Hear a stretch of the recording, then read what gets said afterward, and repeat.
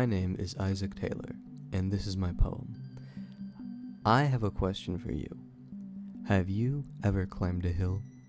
I know I have, and wow, was it a massive hill indeed. Today, I am here to present with my partner, Cisco.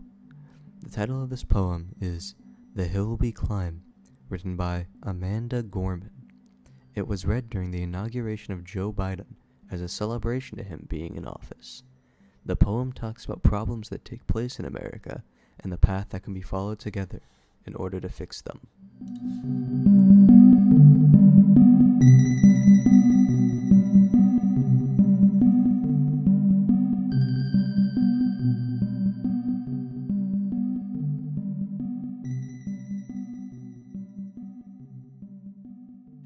Throughout all of our lives, we've had to climb hills and mount obstacles to reach new heights and past limits, and America has had to overcome the same obstacles throughout its history. From our first revolutions, to the Civil War, to the suffragist movements, to the civil rights movements, and all the wars fought after that, World War II and otherwise, our country and the people within it have fought long and hard to reach the place where we are today, overcoming many a hill upon the journey here, and Amanda Gorman's poem summarizes this perfectly.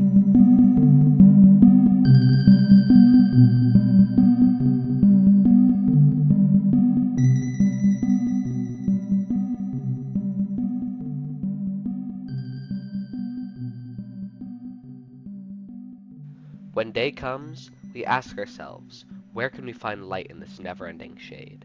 The loss we carry, a sea we must wade. We've braved the belly of the beast. We've learned that quiet isn't always peace, and the norms and notions of what just isn't always justice. And yet, the dawn is ours before we knew it. Somehow we do it. Somehow we've weathered and witnessed a nation that isn't broken, but simply unfinished. We, the successors of a country and time where a skinny black girl descended from slaves and raised by a single mother, can dream of becoming president, only to find herself reciting for one. And yes, we are far from polished, far from pristine, but that doesn't mean we are striving to form a union that is perfect. We are striving to form our union with purpose, to compose a country committed to all cultures, colors, characters, and conditions of man. And so we lift our gazes not to what stands between us, but to what stands before us. We close the divide because we know, to put our future first, we must put our differences aside. We lay down our arms so that we can reach our arms to one another. We seek harm to none and harmony for all. Let the globe, if nothing else, say this is true, that even as we grieved, we grew, that even as we hurt, we hoped, that even as we tired, we tried, that we'll forever be tied together, victorious, not because we never again know defeat, but because we will never again sow division.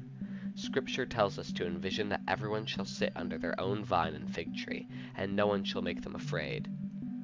If we're to live up to our own time, then victory won't lie in the blade, but if all the bridges we've made. That is the promise to Glade, the hill we climb, if only we dare.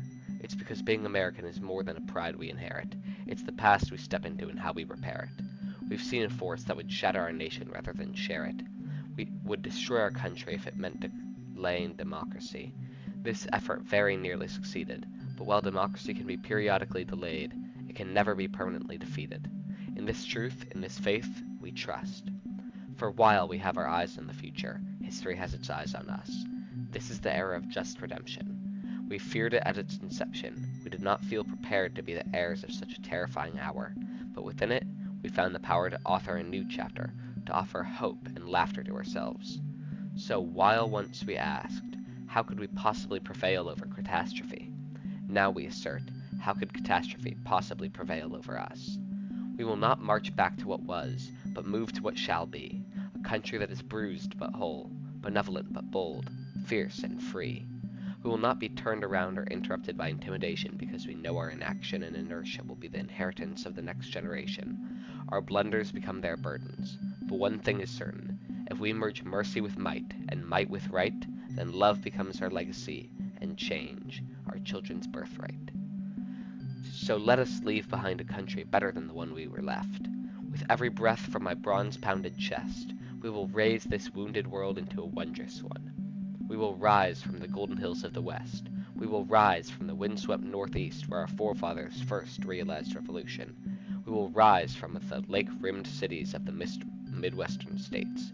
We will rise from the sun-baked South. We will rebuild, reconcile, and recover. In every known nook of our nation, in every corner called our country, our people, diverse and beautiful, will emerge, battered and beautiful. When day comes, we step out of the shade, aflame and unafraid. The new dawn blooms as we free it, for there is always light, if only we're brave enough to see it, if only we're brave enough to be it.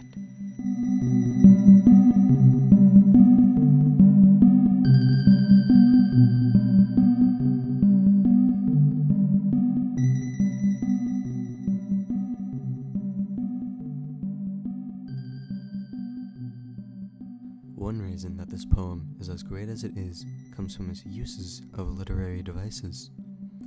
This poem is able to convey its feelings and solutions it attempts to provide effectively through the use of metaphors and imagery combined together. This can be seen with the line, "We've seen a force that would shatter our nation rather than share it." This line depicts the United States of America as being shattered through imagery and ties it to what feelings and reasons it tries to get across, using that line previously stated as a metaphor.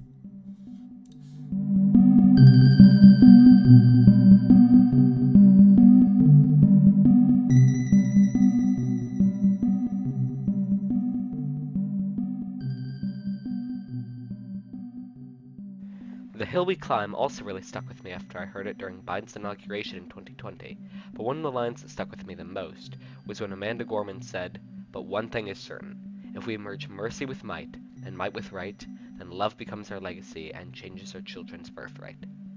The line personally resonated with me because it reflects morals that I view this world using, and I at least try to act accordingly to them. It makes me feel like I resonate more with this poem than I could without that line being in it. And I think many readers can agree with that as well, because it's not by any means a controversial take. Also, on a side note, I think at least briefly it draws the attentions of listeners or readers by using a common phrase and expanding upon it, that being might with right, which could draw a distracted audience to pay attention.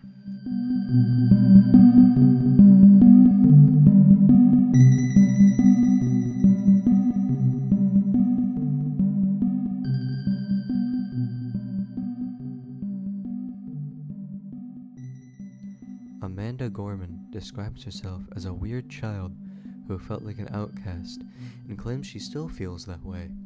This can be a reason for why one message of the poem is working together to solve a larger problem.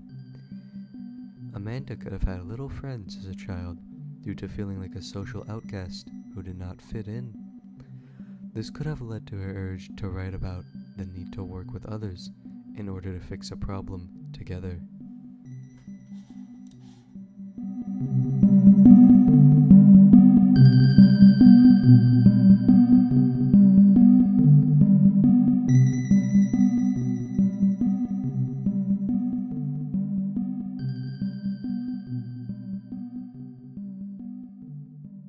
We would like to thank the following for our credits: the Library of Congress, for where we read the poem; the Yume Nikki and Yume Nikki 2 OSTs for our intermission music; the OBS Recording Studio for our recording; the SoundTrap Studio for our editing; and Britannica for the author biography. The end.